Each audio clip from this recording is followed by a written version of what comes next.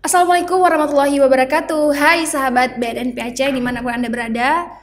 Semoga selalu sehat dan senang rasanya hari ini saya Ida Karimudin hadir kembali menyapa Anda semua dalam bincang podcast BNN PAC.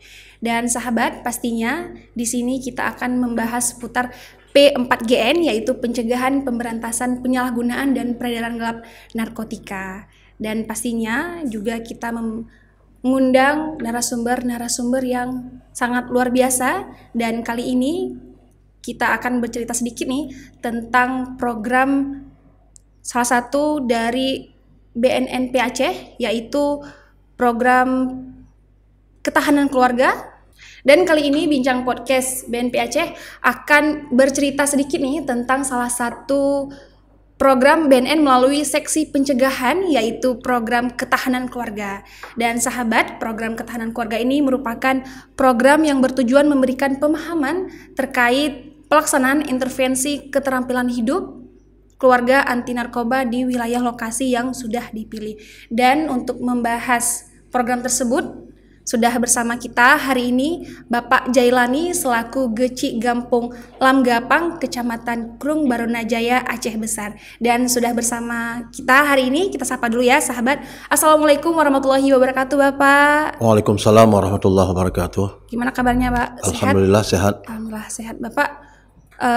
Pak Jailani Geci Gampung Langgapang, Kecamatan Krung Barunajaya, Aceh Besar. Jailani Ibrahim. Baik Ya. Bapak sudah sebelumnya menjabat di Geci sudah berapa lama Bapak? Ini menjelang berakhir.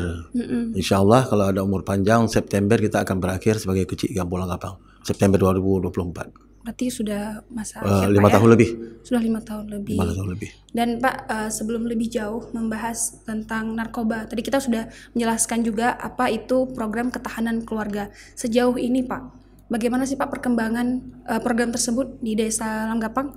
Ya, terima kasih. Alhamdulillah setelah ada pertemuan sosialisasi di Kampung Langgapang kemarin itu kita laksanakan 10 keluarga. Dampaknya sangat besar. Dampak sangat besar. Artinya begini, anak-anak remaja SMP, kemudian juga anak sedikit SMA, 5 keluarga. Alhamdulillah sampai dengan hari ini tersambung. Malah mereka-mereka itu menjadi motor untuk pencegahan kepada rekan-rekannya. Alhamdulillah sudah berlangsung, karena kalau kita pikirkan keluarga itu kan segala-galanya sekarang. Ya. Berarti dampak yang dirasakan oleh 10 keluarga itu sangat signifikan Pak ya? Ya, malah bukan seluruh keluarga, mereka juga Memberikan contoh gitu Pak? memberikan contoh kepada rekan-rekannya, kawan-kawannya, sehingga hari ini sudah kita kumpulkan semua mereka. Mungkin suatu saat nanti akan kita berikan sosialisasi yang lebih mantap lagi gitu. Sebelumnya Pak, mungkin sebelum program ini masuk ke Gampung Langgapang, ada nggak sih Pak program lain yang terkait narkotika? Ada tapi nggak maksimal lah, nggak maksimal. Artinya nanti kadang-kadang ada dari kepolisian, tapi itu nggak terorganisir dengan bagus. Tapi semenjak BNN masuk, itu hampir segala lini hal-hal ini yang sudah sangat positif. Alhamdulillah Pak ya. Ya. Mungkin Pak, ada nggak sih Pak kira-kira kendala dalam menjalankan program ini di 10 keluarga tersebut? Kendala ada. Setiap ada program itu kan ada kendala, tapi kendala tidak berapa. Umpamanya begini, kalau dulu keluarganya seperti seorang mama atau seorang ayah, sedikit kepeduliannya agak kurang. Tapi kendala hari ini pada saat orang tuanya menanyakan kamu mau kemana, baik ibu yang tanya ataupun ayah, kadang-kadang sedikit ada miskomunikasi. Tapi itu sudah kita luruskan, artinya ada pendekatan. Kita kan harus ada komunikasi ya. Benar. Selalu masalahnya di komunikasi. Tapi setelah komunikasinya bagus, alhamdulillah. Malah saya mengatakan begini, kalau umpamanya ada acara ayahnya pulang kantor lebih cepat ataupun dia seorang pedagang, ajak makan bersama. Pada saat makan siang bersama ataupun pagi menjelang sekolah, disitulah kita tahu bagaimana perkembangan anak kita. Alhamdulillah itu sudah kita laksanakan. Berarti kita ciptakan kebersamaan dalam keluarga itu. Betul. Karena kan kalau kita duduk kayak gitu pasti komunikasi Pak ya. Benar. Sama anak, Ya. sama keluarga kayak gitu. Betul. Saya sendiri anak laki saya sering saya ajak, kadang-kadang ngajak saya. Kadang-kadang begini, saya anggap kadang-kadang anak ini sebagai kawan, sebagai teman. Saya ajak keluar, apakah malam minggu atau malam-malam yang lain, ngopi bersama. Jadi kita tahu bagaimana watak anak kita. Disitulah kita mulai menerapkan program-program seperti pencegahan ini. Benar. Karena sebenarnya memang keluarga orang tua, Pak ya. Betul. Karena kan banyak sekarang anak tuh takut, bukan takut sih, lebih ke kalau bahasanya tuh takzim. Ya. Lebih hormat ke orang tua. Jadi alhasil anaknya di luar rumah tuh melakukan hal-hal yang orang tuanya sendiri tidak tahu gitu di dalam rumah gitu. Makanya harus dibarengi dengan komunikasi tadi, Pak. Ya, benar. Mungkin Pak, keresahan sendiri Pak selama menjabat sebagai Gecik Langgapang di Kami kan di Kampung Langgapang sekarang kakaknya lebih kurang sekitar 700 menjelang 800. Itu yang pertama. Kemudian yang kedua, kan namanya kampung di mana saja, bukan hanya Langgapang, kan beragam. Iya, benar. Ada yang pendidikan, ada yang setengah pendidikan, ada yang kadang-kadang memang nihil pendidikan. Yang lebih parah lagi kalau ada masyarakat yang pendidikan agamanya kurang, dunianya juga kurang. Tapi selama saya menjabat sudah 5 tahun lebih, saya enjoy aja. Artinya begini, saya mulai yang pertama pada saat setelah dilantik, 4 bulan kemudian saya laksanakan jamaah bersama di Menasah. Saya buka kantor kegiatan administrasi kampung. Kemudian saya ajak masyarakat untuk bersama-sama memikirkan kampung. Alhamdulillah sampai dengan hari ini kendala selalu ada, tapi kita sebagai pemimpin, ya yang namanya pemimpin kan kita harus bisa bedakan ya. Benar. Harus kita bedakan. Ada yang harus kita sharing, ada juga yang biasa-biasa. Saya ada isu-isu berkembang, itu hal yang wajar. Iya. Berarti bersama-sama aparat kampung Pak ya. Betul, betul. Betul. Dan Pak, kira-kira Pak, melihat fenomena sekarang Pak ya tentang kenakalan remaja, balik lagi ke topik kita, ketahanan keluarga. Bagaimana pandangan Bapak melihat isu tersebut? Saya sebagai seorang kecil, juga seorang pendai, hampir setiap momen saya selalu mengatakan, ada hadis Rasulullah, kullu mauludin yuladu ala fitrah fa abawahu yuhawidanihi yunasiranihi au yumajisanihi. Sebenarnya kenakalan remaja tersebut itu dari orang tuanya. Kullu mauludin yuladu ala fitrah. Setiap bayi yang lahir itu dia kan fitrah, suci dah, suci. Pak bawahu, orang tuanya lah yang meyahudikan anaknya, yang menyajusikan anaknya, menasranikan anaknya, yang kejahatan lah istilahnya. Jadi kok hari ini kita lihat memang kenakalan remaja yang luar biasa yang terjadi seperti kota-kota besar. Seperti kemarin itu kan ada begal. Ya, itu maksudnya begal. Ya, tapi alhamdulillah kita juga salut dan kita apresiasi dari pihak kepolisian begitu sigap sehingga sampai dengan hari ini alhamdulillah sudah bisa tertekan angka kriminal tersebut. Kemudian itu juga tidak boleh kita lepaskan hanya untuk keamanan saja. Ya. Saya pikir dari rumah. Kalau rumah bagus, dari pendidikan rumah bagus, kemudian di kampung juga bagus, sampai dengan jenjang setinggi apapun dia akan bagus. Tapi kalau dari rumah tangga, maaf cakap, kadang-kadang ada keluarga yang broken home. Ya. Anaknya ya sudah tidak berimbang lagi kan. Anaknya ya seperti panah lepas lah. Panah lepas, dia akan menyasar apa saja. Oleh karenanya kenakalan remaja kalau menurut pribadi saya sendiri memang sudah sangat harus menjadi perhatian kita semua. Kemudian juga ini orang tua. Karena hadis itu mengatakan orang tuanya lah. Bukan si anak itu, orang tuanya lah. Apalagi orang tuanya ada dua nih. Ada orang tua yang sibuk dengan pekerjaan, sehingga dia lupa akan anaknya. Ada orang tua yang memang tidak punya ilmu. Ada orang tua yang sibuk mencari nafkah karena dia seorang buruh kasar. Kemudian anaknya terlantar. Pada saat anaknya terlantar, anak ini akan mencari jati diri. Alhamdulillah kalau dia dapat orang yang positif, orang-orang yang baik. Tapi kalau dapat teman-teman yang tidak baik, akhirnya dia menjadi pengguna. Naudzubillah, subhanallah. Berarti memang sebenarnya support system terbaik untuk membentuk karakter anak itu dari keluarga. Dari keluarga, khususnya orang tua dalam mendidik anaknya gitu Pak ya. Betul. Malah orang tua harus jadi panutan. Orang tua harus jadi panutan. Setiap hari, setiap menit, setiap detik dia akan melihat orang tuanya, ucapannya, tingkah lakunya dan sebagainya, sehingga akan turun kepada anaknya. Kalau orang tuanya katakanlah dia bersifat tidak baik, anak juga akan turut ya. Benar. Jadi yang fenomena begal itu sendiri Pak, katanya kan daerah perbatasan Aceh Besar dan Banda Aceh. Ya. Kan yang kita ketahui Langgapang adalah kampung yang berbatasan dengan daerah tersebut. Ya, penyangga. Bagaimana itu Pak?